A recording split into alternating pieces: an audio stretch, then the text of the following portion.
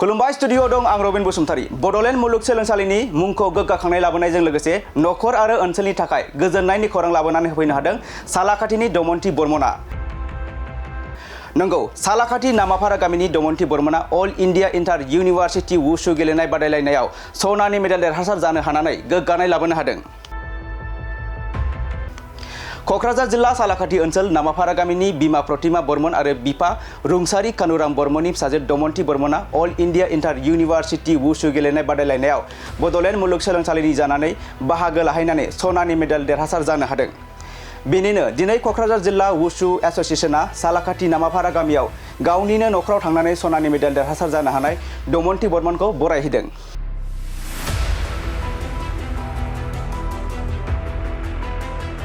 थांनाय 22 फेब्रुआरि खालारनिफ्राय 27 फेब्रुआरि खालारसिम चन्डीगढ़ मुलुगसोलोंसालियाव खुंफुंजानाय all India inter university wushu गेलेनाय बादायलायनायाव बडलेण्ड मुलुगसोलोंसालिनि जानानै गुबुन गुबुन फरायसालिमाफोरनि गासै सा-10 फरायसाफोरा बाहागो लाहैदोंमोन। मख'जाथावदि बे गेलेनाय बादायलायनायाव 2 सनानि मेडेल, 1 सिलभार आरो 4 ब्रन्जनि मेडेल देरहासार जानो हायो। बेनिनो कक्राझार कमार्स कलेजनि फरायसा दमनथि बर्मना सनानि मेडेल देरहासार जानो हादों। गेलेनानै देरहानानै मोजाङानो मोनदों। ओमफ्राय पार्टिसिपेटआ जाबाय 22 फेब्रुआरिनिफ्राय 27 फेब्रुआरिसिम जादों आरो चन्डीगढ़ इउनिभार्सिटियाव जादों। माबायदि एक्सपिरियेन्सआ बेयाव गेलेनाय? एक्सपिरियेन्सआ मोजांमोन, माने बिदिनो कारेजबो मोनदों आरो गोजानाव गेलेहैदोंना, ओमफ्राय बिदि फार्स्ट टाइम गोजानाव गेलेनानै एसे मोजां मोनदों, कारेजबो फैदों, ओमफ्राय पार्टिसिपेटबो खालामनो हागोन बायदि मोनदों। स्टेटनि बाहेराव गिबि खेब आरो ना, फार्स्ट टाइम। बबे इउनिभार्सिटिनि जाना गेलेयो? बडलेण्ड इउनिभार्सिटि। दा कमार्स कलेजाव सेकेन्ड सेम। मा इभेन्टआव गेलेयो? विंचुन। माब्लानिफ्राय जागायजेनदोंमोन नों वुशु गेलेनायखौ? 2022 निफ्राय गेलेदोंमोन आं, ओमफ्राय दा 3 इयार्स जाबाय। बबेयाव जागायजेनदोंमोन गेलेनायखौ नोङो? गुवाहाटियाव गेलेदोंमोन फार्स्ट। सोलोंनाया बबेयाव सोलोंदोंमोन? सालाखाथि क्लाबाव। सालाखाथि क्लाबाव ट्रेनिं लानाय जादोंमोन? राकेश सारजों ट्रेनिं लानाय जादों। दासिमाव मोनबेसे गेम बिदि कम्पिटिसनाव बाहागो लाखो? आं मोनब्रै। बहा बहा गेलेदों? बे डिस्ट्रिक्टआव, कक्राझार डिस्ट्रिक्टआव गल्ड मोनदों, ओमफ्राय गलाघाटआव सिलभार मोनदों, ओमफ्राय अलिम्पिक गुवाहाटियाव गल्ड मोनदों, ओमफ्राय बे चन्डीगढ़ इउनिभार्सिटियाव गल्ड मोनदों। इयुनाव मा जानो लुबैयो? एम इन लाइफआ डिफेन्स जानो लुगैदों, ओमफ्राय गेलेनायखौबो कन्टिनिउ खालामगोन, ओमफ्राय बाहाय डिफेन्सआवबो माबागोन आरो। दासिम प्रेक्टिस सोलिबाय थायो? औ। बहा सोलोङो दा? बे सालाखाथि क्लाबावनो। नखराव सोर सोर दं नोंस्रा? जोंना नखराव मा दं, ओमफ्राय जों बिब' बिनानाव साब्रै, ओमफ्राय बाबा गैला।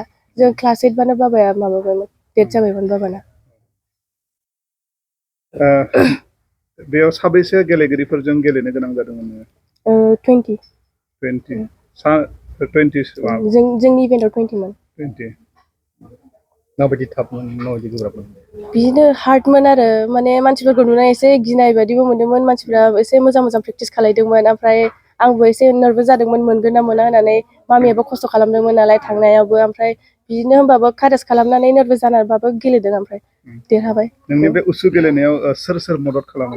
आंखौ राकेश सार खालामदों, थुला सारमोन खालामदों। फेमिलिनिफ्राय माबायदि सापर्ट मोनो? फेमिलिनिफ्राय सापर्ट खालामो कि बिदिनो गेलेलांबाय था बिदि होननानै, ओमफ्राय प्रब्लेम दंबाबो मामि मोना होनो कि जेबो नङा गेलेबाय था बिदि होनो, ओमफ्राय बिदिनो सापर्ट खालामबाय थायो आरो, बिदिनो कि नार्भास जानाङा बिदि होनो। नेक्स्ट गेलेनांगौ टुर्नामेन्ट दं नामा?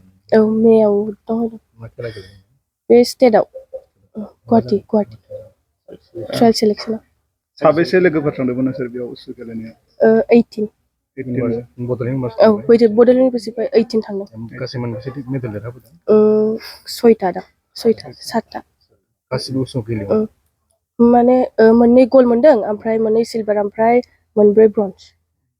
नोंखौ दिनै कक्राझार डिस्ट्रिक्ट वुशु एसोसिएशना बरायफैदों आर'नाइजों, माबायदि मोनदों? मोजां मोनदों गोसोखौ, बिमायाबो मोजां मोनदों। बिदिनो इन्ट्रडक्सन जाखांबाय? दमनथि बर्मन, ओमफ्राय आं दा कक्राझार कमार्स कलेज सेकेन्ड सेमाव फरायो, ओमफ्राय आं सालाखाथिनि सालाखाथि नामाफारानि रेलगेट। गासिबो खुलुमनाय जासिहरबाय। दिनै जों कक्राझार डिस्ट्रिक्ट वुशु एसोसिएशना नैबे सालाखाथि ओनसोलनि आब' प्रतिमा बर्मन आरो बिथांनि न'आव जोङो बरायनो थाखाय बाहागो लाफैनाय जादों। मानो होनब्ला जोंहा बिथांनिनो फिसाजो मिस दमनथि बर्मन दाखालिसो इउनिभार्सिटि इन्टार इउनिभार्सिटि उसु चेम्पियनशिपआव जोंहा गल लाबोनो हादों बड'लेण्ड इउनिभार्सिटिनि जानानै। दा गोसो गुदुङैनो जोङो क'क्राझार डिस्ट्रिक्ट एस'सिएसननिफ्राय जोङो माने बिथांखौ माने बिथांनि न'आव हामलायथि माने जासिफैनाय जादों आरो मोजाङैनो। दा बबेयाव जादोंमोन? आदसा बे नैबे जोंना अल इन्डिया इन्टार इउनिभार्सिटि उसु चेम्पियनशिपआ जोंना थांनाय 22 थारिखनिफ्राय 27 थारिखसिम जोंना चन्डीगढ़ इउनिभार्सिटि पान्जाब बेवहाय माने जादोंमोन। आरो बे गेलेनायावनो जोंना बड'लेण्ड इउनिभार्सिटिनि जानानै गासै 18 माने गेलेगिरिफ्रा बाहागो लानाय जादोंमोन। आरो बिनि गेजेराव जोंहा मोन 7 मेडेल मोनबोनाय जादोंमोन। बेनो जाहैबाय जोंहा गल्ड 2, सिलभार 1 आरो 5 ब्रन्ज। दा जोंनि क'क्राझार डिस्ट्रिक्टनिफ्राय बड'लेण्ड ओनसोलनिफ्राय जोंना बड'लेण्ड इउनिभार्सिटिनिफ्राय गासै 4 डिस्ट्रिक्टनिफ्राय जोंहा गेलेगिरिफ्रा थांनाय जादोंमोन। बेनि गेजेराव जोङो क'क्राझार डिस्ट्रिक्टनिफ्राय जोंहा सासेल' मेडेल मोनबोनाय जादों। बिथांनि मुङानो जाहैबाय मिस दमनथि बर्मन। बिथाङा फार्स्ट पजिशनाव मोननो हादों। दा बेनिखायनो जोङो बिथांखौ माने गोसो गुदुङै नैबे बिथांनि न'सिम फैनानै बिथांखौ दुंब्रुदै माने बरायफैनाय जादों। गल्ड मेडेल देरहानानै बिथाङा नोंथांमोननि सोलोंसा?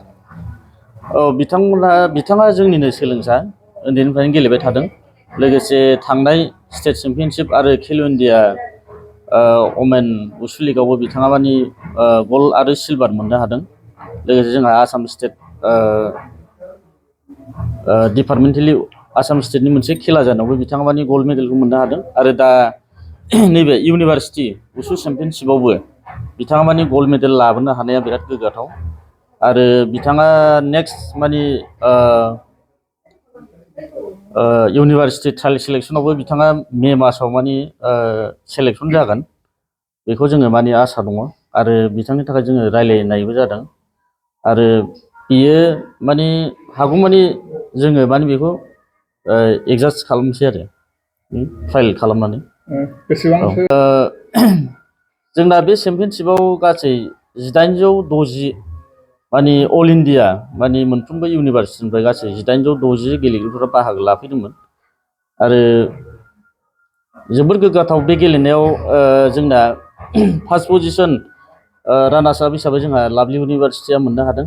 आरो चन्डीगढ़ इउनिभार्सिटियाबो अमेन माने केटेगरियाव माने फार्स्ट पजिशनखौ लानो हादों आरो। दा बेजों लोगोसे जोंनि आसामनिफ्राय गासै 4 इउनिभार्सिटिफ्रा बाहागो लादोंमोन।